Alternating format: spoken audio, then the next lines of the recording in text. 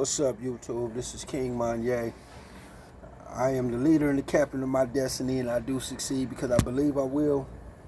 I was thinking about, giving my all to this channel. I still do it just on the telephone. Just do it on the cell phone. But the issue I want to talk about is homelessness. Homelessness, man, because so many people are homeless. I walk around, I see the homeless, and know that homeless man was not drinking on piss. In my short clip, they was drinking on wine. That was an expensive glass of wine that I had gave to him. But so many people, man, like such as myself, have a life like me. I was a foster child who went into the system early, was a ward of the state. And so as a foster child, you are aware that everywhere you live, people get paid for you. People get paid to take care of you. You're aware that you are nothing more than a paycheck, and once that paycheck is discontinued, the love and the care is discontinued. And so then so many people fall to the streets. I was incarcerated early, went to YA at an early age, and then even when I got out of YA, like I say, I was a ward of the state. And so being a ward of the state, I was technically homeless, coming from a dysfunctional family, where I can't point to not one of my family members who owns any property due to being displaced economically. We still suffer the impacts of slavery. We still can feel the pains of slavery. I said not one. I cannot point to one family member of mine who owns their own home. And this is generations after slavery. We started off at a disadvantage. And it doesn't mean that they're not working hard, that they don't work, that they're not smart. It's just for some reason, we are still in the bonds of poverty. So then what happens when a person gets out of prison and only resources they have are community resources?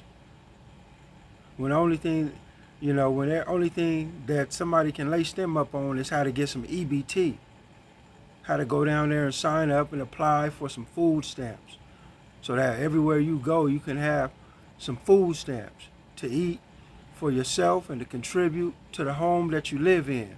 This is my reality. This was my reality. And so, how do those who get out of prison, dealing in these circumstances, rise above it? And the common suggestion is, just get a job and save up your money. Usually, those who are not in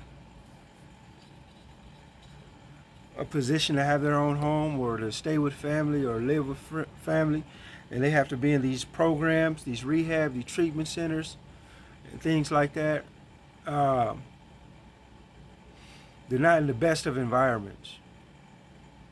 They're technically homeless. And right now, it don't seem like they're homeless because they got a place to stay, but if that place is ever removed or they're ever kicked out, they on the streets.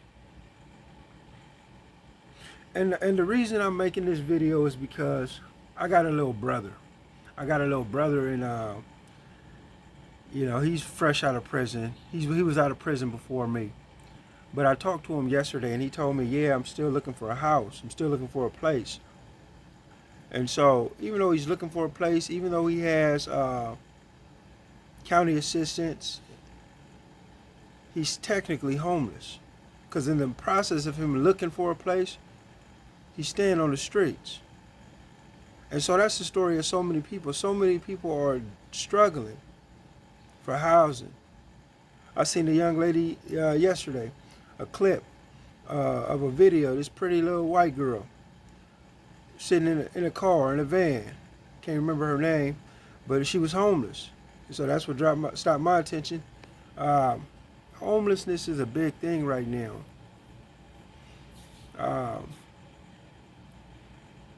And there's several reasons why people are homeless. You know, and one thing I hate is when I'm around certain people and they talking so foolish, but the whole room is foolish. The whole room has got the same foolish opinion. You know, the whole room wanna blame it on somebody else, and fail to recognize that we all have a choice in this matter. We all have a choice. I'm not saying they have a choice to be homeless. Everybody, although they do to a degree, but some things happen to people to test them. Some things happen that are unfortunate. I've been homeless.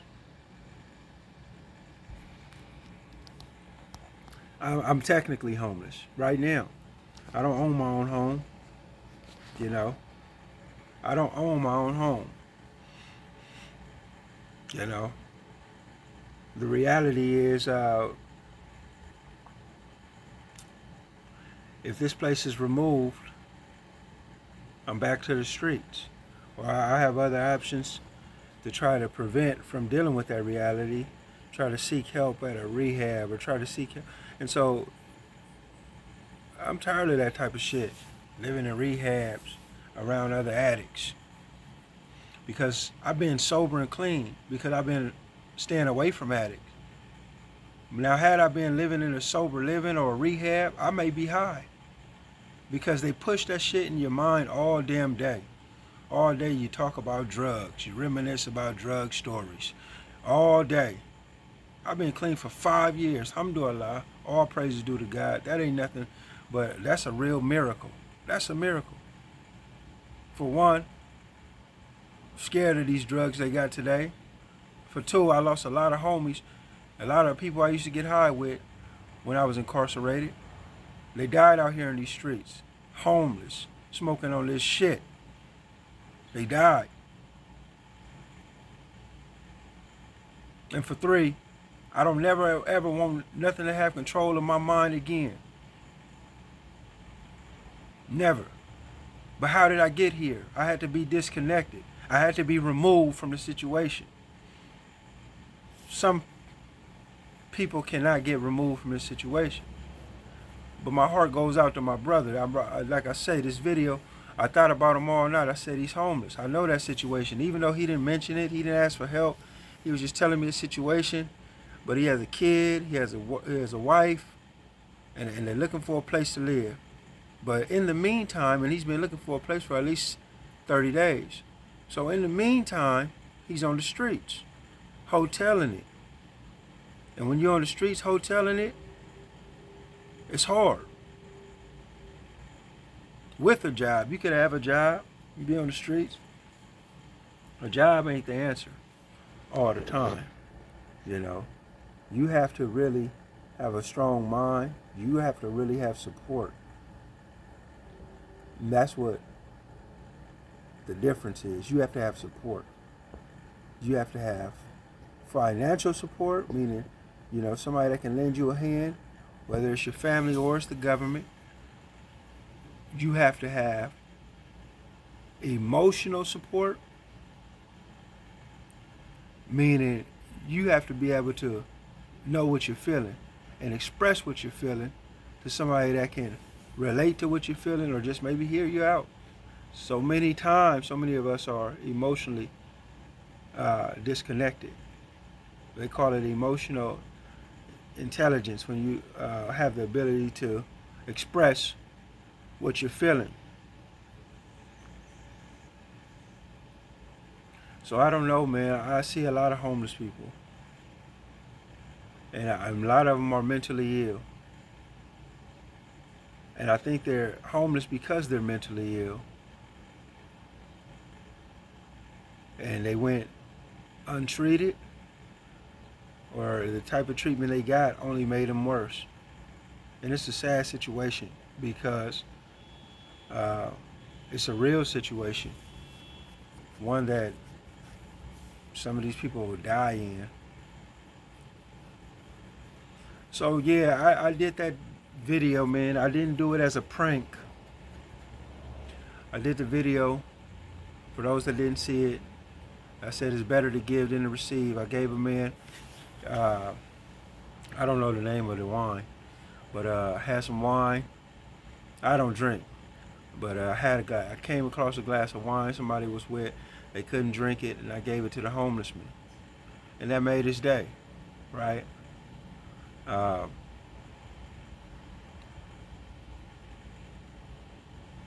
try to do an act of kindness today, if you can, for the homeless. Not too many people can say that they were homeless and they uh, survived it, or they used to do drugs and was homeless and had mental illness and survived it. But I had mental illness, was diagnosed as mental illness. Uh, I was homeless. I was on drugs. Uh, my feelings about mental illness is I believe there's some truth to it. We got to be careful by allowing them to diagnose us with things. And we have to be careful with the medication they give us. If it helps, then you should take it. But at the same time, I've been off of medication for 5 years, and I've been doing well. I've been sober. I have my mind back. Alhamdulillah, all praise due to God. And you can too. So if you know somebody that's homeless, try to show some empathy. It's not that they just want to be there. They're homeless and lazy. Maybe it started off at a genuine reason, and throughout the whole process of being on the streets and being around those types of people, you begin to do the things that those people do. You begin to say fuck it, your circumstances, and you celebrate every day, every moment out there in them streets with a little drink. You celebrate with a little drink, and then sometimes you snort a little line, smoke a little dope. So that way you're up all night, you don't got to worry about eating. But after you continually to do that, your mind begins to degenerate and deteriorate. And before you know it, you be like one of these people you see out there. And so, but it's a process to getting like that. It's a process, and it's sad because I was on that road. Thank God I never got like that. And thank God, He preserved me. But not everybody will be preserved and saved. And some people are still stuck in that lifestyle. And they may not have lost their mind completely. But man, it's serious, man. I see that, and I ride the trolley, I ride the bus, I see it. I see the homeless, I see the self-hate, just self-hate. Just to be around somebody and they hate their life and they don't give a shit about yours. Their life is miserable and they want you to feel it. They want you to smell what they smell. They wipe shit all over the bus, all over the trolley. They just shit on the place. Every time I get on the trolley, I smell shit. And it can't be an accident. It's because somebody intentionally took a shit on the trolley and said, fuck you and fuck this world. I want you to live in my world. Ugh, it's a nasty feeling, man. It's disgusting.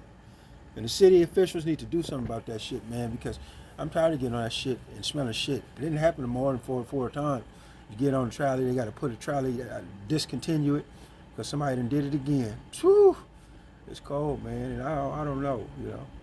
It's like, what's the situation? Are these people physically disabled, where they can't hold on to their bowels, or are they doing this shit on purpose? I say they're doing it on purpose. Motherfuckers just shit and saying fuck you and fuck this world. I know the feeling of saying fuck it and fuck everybody else, but I don't know the feeling of shitting all over the place. I ain't done that one. I just ain't did it. Hey, but I'm King Monyay. You know, I'm the leader and the captain of my destiny, man, and I was sent here to inspire those who are great. Sometimes tend to forget it.